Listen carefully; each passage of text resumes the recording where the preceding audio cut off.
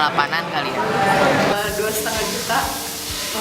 Berapa sih? 1,8 UMR. 1,8. 2 juta ke bawah ya. 2,7 juta rupiah.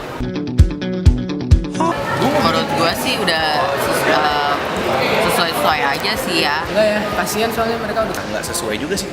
Ada guru yang misalnya bertaruh nyawa gitu, guru-guru yang di pabrik kimia segala macam itu.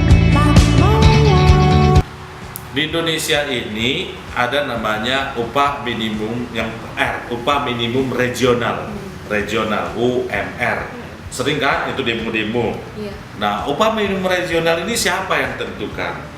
Setiap daerah, misalnya di Bandung, di Semarang, di Surabaya, di Jakarta, itu ditentukan oleh pemerintah setempat dan asosiasi buruh. Ya, pemerintah pertama itu pabrik. Kalau kita mau bikin pabrik, tentu kita mengajukan pemerintah ke BKPM namanya, Badan Penanaman Modal pemerintah.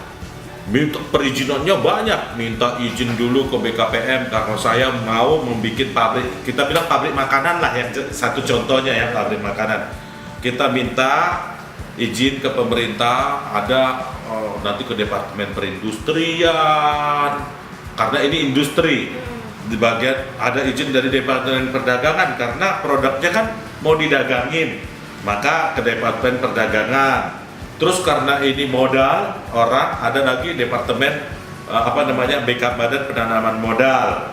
Terus karena ini di daerah tertentu, di suatu provinsi tertentu atau di kabupaten tertentu, minta lagi izin dari ke bupati atau gubernur dari sana. Nah, terus dilihat lagi mau mendirikan di sana ya pabriknya, izin, oh nggak boleh ada pabrik di situ karena harus ada, nanti bisa merusak lingkungan. Minta lagi izin dari Departemen Lingkungan Hidup gitu, lingkungan hidup. Nah, dapat itu kan? Tadi udah dari Departemen Perindustrian, Perdagangan, Penanaman Modal, pemerintah setempat, nah terus lingkungan hidup. Terus nanti kan tentu ada karyawannya. Yang kan nanti saya ada karyawan berapa orang, 1.000 orang, terus nanti minta izin dari Dinas Tenaga Kerja karena produk itu harus dapat jaminan kesehatan, nanti dapat lagi izin dari Badan Pengawasan Obat dan Makanan. Di Nescafe 400 buruh. Kalau itu kan pabrik karena ada teknologi.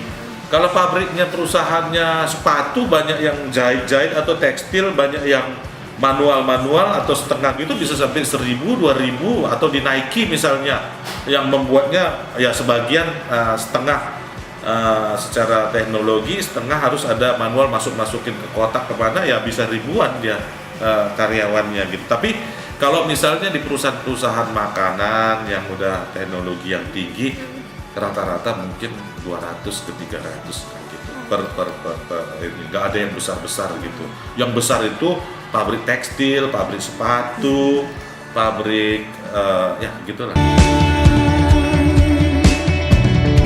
BPJS dulu kalau pensiun seorang buruh itu cuma dikasih namanya uang pesangon, berapa bulan gaji dari pengalaman kerjanya.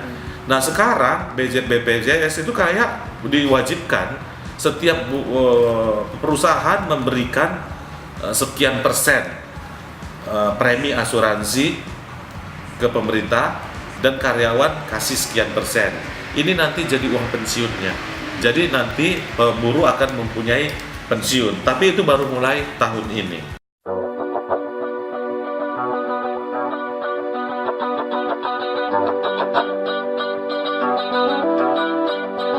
Koperasi, pernah ke koperasi sekolah? Enggak. Enggak. Di Pekaris. Pernah. Enggak. Pernah sih. Koperasi ini adalah kesepakatan para karyawan gitu. Misalnya karyawannya ada 500 orang karyawannya ini setiap bulan mereka menyisihkan gajinya untuk dikelola oleh organisasi koperasi karyawannya ini. Jadi adalah uangnya nanti terkumpullah setelah akumulasi berapa setahun, mungkin katakanlah 100 juta uangnya. Dan uangnya ini buat apa? Simpan pinjam mungkin kan?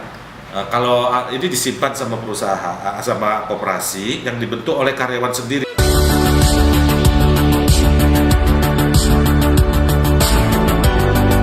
Tujuan koperasi adalah untuk membantu, tapi untuk membantu itu juga harus hidup terus.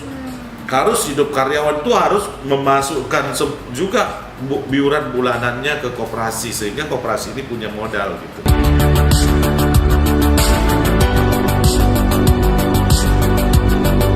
Koperasi lembaga, koperasi asosiasi nelayan seluruh Indonesia itu lembaga. Kadang lembaga seperti itu koperasi malah dibantu sama pemerintah.